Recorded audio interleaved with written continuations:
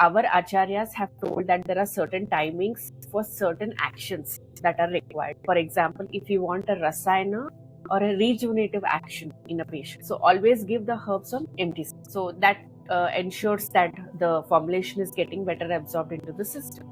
Very commonly used, turmeric has bitter taste and katurasa as well, and it has heating varia or heating potency. So these properties of turmeric, they allow the molecules to penetrate deeply into the tissues. Transformation of the thoughts, of the experiences, all of that into energy, right? Ayurveda goes into beyond all that. We are not only in food, but beyond food, thoughts, experiences, and consciousness, all that transformation of processes.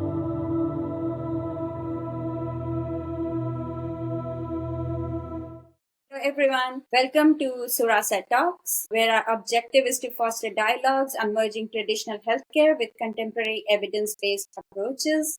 We have Dr. Aditi here. I'm thrilled to welcome her again as a guest on our podcast.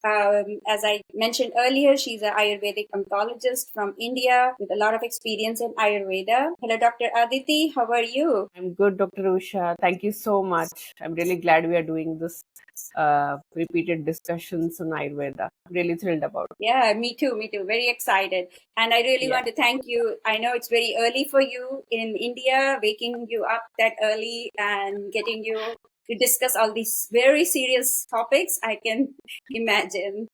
But no problem at all. Yeah, but I'm sure as an Ayurvedic practitioner, you probably do rise very early and have a very strict routine. So maybe. Yes, I did develop that over the years. I think I understood the importance of having consistency and a daily routine. So yeah, that is kind of solid right now. And we are tapping into it. So, but I still would like to thank you for that, coming on to our podcast this early in the morning.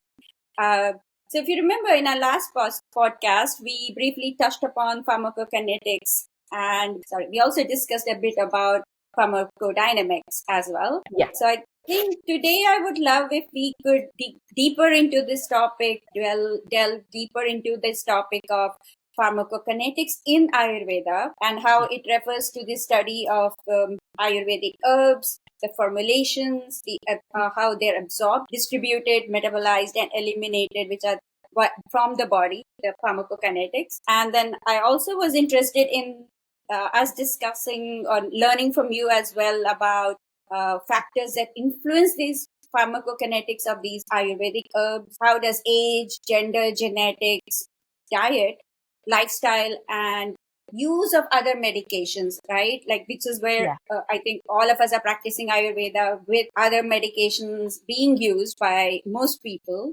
So how does all this affect or influence the pharmacokinetics? Because I see a lot of patients where they are taking all these other medications, and I sometimes wonder if these herbs are being metabolized slowly, or are they influencing their other medications, especially when they're older and elderly? And or in individuals who already have an impaired liver function, and how does it affect them? And is there an increased risk of toxicity?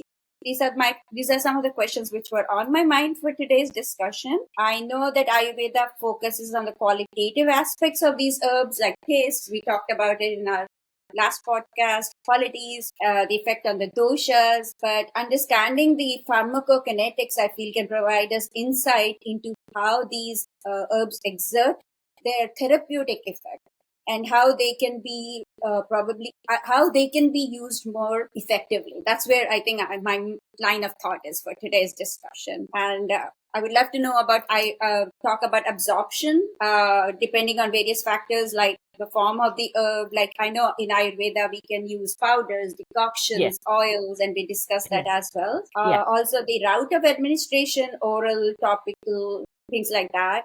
Interactions with other substances. For example, some herbs may be absorbed more efficiently when taken with a fatty substance, and we discussed that a bit in our last podcast. Yes. The vehicle, right? While others may require some other processing techniques to enhance absorptions, like how they make the elixirs, like arishtas and all that stuff in Ayurveda. Also, let's think into, like, I was curious to understand the once absorbed, for example, how they distribute it through the body. Is Yeah. it via the bloodstream? Discussions like that, and then the distribution of herbs depends, I feel, also on the factors like not I feel it, for sure it depends on factors like solubility, protein binding, tissue affinity. If there is data and you would like to discuss that, those kind of things. And then I feel some herbs may have a specific affinity for certain tissues like heart or lung or something like that. And how are all these, or organs, I mean, and how and where they exert their therapeutic benefits or effects. So I know a lot of questions for you, Dr. Aditi, but I thought we can maybe go through some of these for today. Thank Yes. you. So, a lot of questions again, but yeah, this is my favorite topic to discuss. We'll try to go as deep and keep it as simple for the audience, Yeah. for people to understand how Ayurveda works. You raised a very valid point about absorption of a herb, and there are multiple factors that help with herb absorption. But certain key things that I would like to focus upon is, like we had discussed this in a previous podcast, is that when a patient comes to us, we always assess the status of Agni, or Mm. the digestive power of the patient, like that is on the top. We do assess it, and we do talk whether it is weak or whether it is erratic, or whether it's normal, right? Mm. So a lot of absorption also depends on that, because the first line of treatment in any Ayurvedic protocol is to enhance or improve the Agni of the patient. So that is usually the first line of treatment. And personally, for me, over the years of experience, what I have understood is, so initial phase of the treatment, Dr. Usha, always involves enhancing the strength of the Agni. So because of that, I personally don't give too many medications in the first phase, because Mm. I'm just trying to improvise on the gut health of the patient. And I will just stick to bare minimum 1 to 2 medications at the most, or 1 to 3 at the most, and diet changes being at the top. But when you just focus on the Agni in the first phase can go on for 7 days or 15 days. Usually we have results within this phase. But the lesser the herbs used, and the better the Agni ignition happens, and the better absorption of the herb happens, better absorption of the food or diet that the patient is taking starts to happen. So usually my focus is on enhancing the Agni of the patient in the first phase. Now, to do this, when we talk about Agni, I think the viewers would absolutely love this concept of Bhaishaja Kala, or Mm. the timing at which Ayurvedic medicines are being taken. Now, our acharyas have told that there are certain timings for certain actions that are required. For example, if you want a rasayana or a rejuvenative action in a patient, so always give the herbs on empty stomach. Yeah. So that ensures that the formulation is getting better absorbed into the system. And rasayana treatments are always done when the patient is having a solid Agni or a good or strong digestive power.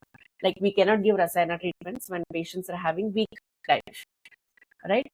So these are the points that Ayurveda has told to keep in mind.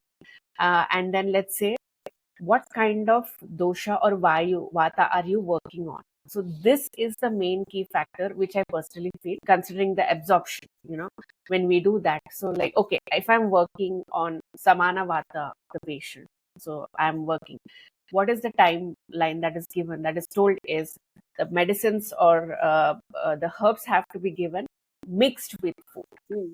So that is the timeline. So you, for enhancing samana vata, take the herb in whatever doses is required and mix it with the food that the patient is taking. Then there are certain, if you're working on apana vata, in cases of menstruation or lower abdomen disorders, then the herb has to be given 30 minutes or an hour before the meals. So that will enhance the distribution, and it will give us the targeted efficacy where it is required. So then, in case of prana, this is just example. For example, prana may be hyper agitated in cases of bronchial asthma or people with breathlessness, pleural effusion, and stuff like that. So in case of prana vayu vaigunya, we tend to give the medicine in muhur times, that is multiple times, or every hour or every 2 hours. because the medicine needs to be in the blood for a longer period of time, because it's an acute thing. Handling a prana vitiation is an acute thing. So I think the concept of Vaishajya Kala, it goes with the concept of herb absorption or formulation absorption very well. If we just stick to that one particular thing, we ensure that the herb or the formulation is getting better absorbed into the system. And like you rightly pointed out, there is another concept of Anupana in Ayurveda, wherein we give a certain combination with certain Anupanas or adjuvants. So the adjuvants can be honey, they can be buttermilk, or Hingvashtaka Churna that we were discussing the other day. It is given with ghee, a healthy fat, for the powder to get absorbed quickly into the system. In cases of chronic cough, Sitopaladi Churna or Dalisadi Churna are often given with honey. A lot of medicines of the gut, where there is IBS and such diagnosis, they're always given with buttermilk. So this Anupana or this adjuvant also helps in better absorption of the formulation. And regarding distribution, I think that's a great concept again. But distribution, what it means is it involves the movement of these compounds in the herbal formulations or the herbs throughout the body, right? We talked about tissues or dhatus, and what Ayurveda recognizes is that each tissue or each dhatu has its unique characteristics and functions, right? There is rasa dhatu, there is nutrient fluid, there is rakta, that is blood tissue, mamsa, muscle tissue, meda, fat tissue, asti, bone, majja, bone marrow, and the reproductive tissue. So this is just a rough translation. There is a lot of deeper meaning to this. But the properties of the herbs that we discussed in detail yesterday, that is rasa, the taste, the virya, potency, vipaka, the post-digestive effect, and the prabhava, which is a special potency. All of these factors influence the distribution of the herb to specific tissues. Okay, targeted distribution ensures that the therapeutic effects of the herbs are directed towards that tissues that need healing, that need support, and that need treatment. So thereby we can enhance the efficacy of the treatment and improvise on patient health. Now, to make this concept simple, just to give you a small example of turmeric, right? Very commonly used. Turmeric has tikta or bitter taste, and katu rasa as well, pungent taste as well. So it has two tastes, and it has heating virya or heating potency, and pungent post-digestive effect, pungent vipaka or katu vipaka. So these properties of turmeric, they allow the molecules to penetrate deeply into the tissues. This is very important. And particularly to target rasadhatu and raktadhatu, these are the first targets of turmeric. Okay, we all know modern research has already told that turmeric is anti-inflammatory, antioxidant, and turmeric is known to reduce inflammation at a very molecular level, right? So what happens is the heating nature or the ushna virya of turmeric, it helps remove toxins or reduce ama and improvise on digestion. So by understanding these principles, what kind of rasa, what kind of virya, what kind of vipaka is required to target what kind of tissues or dhatus, Ayurvedic practitioners can use turmeric and various other herbs to specifically address conditions. For example, turmeric is commonly used in vata kapha based inflammations. It is used in skin diseases. It is used in liver disorders, digestive disorders. So we know the target of the herb once we understand the rasaguna and virya and vipaka of the herb, ensuring that its therapeutic effects are maximized in the targeted tissues. Sorry, it took long. No. I was totally fascinated. It is, so much to learn. Even I was just thinking for our viewers and or our listeners, if you can just in a minute talk about the vata, the types of vata there are. You said apana, or apana vata, samana vata, but I don't think our viewers know all of these. So it would be nice. Yeah, sure. Some of them, sorry. Some of them, yeah. So I think... If you want to watch The Answer, stay tuned for part 2.